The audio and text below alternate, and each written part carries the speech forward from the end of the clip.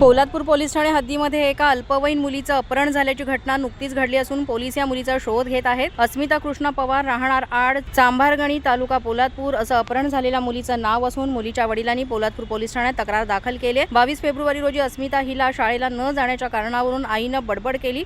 त्यानंतर ती घरात कोणालाही काही न सांगता घरातून कुठेतरी निघून गेली असून घरच्यांनी आजूबाजूच्या नातेवाईक मित्रमंडळींकडे याबाबतचा शोध घेतला, मात्र कुठेही शोध न लागल्यामुळे घरच्यांनी थेट पोलीस ठाणं गाठलं आणि आमच्या मुलीला कुणीतरी फूस लावून पळवून नेले अशी तक्रार पोलादपूर पोलीस ठाण्यामध्ये दिली असून अज्ञात आरोपी विरोधात भारतीय न्याय संहिता कलम 138(2) प्रमाणे गुन्हा दाखल करण्यात आलाय।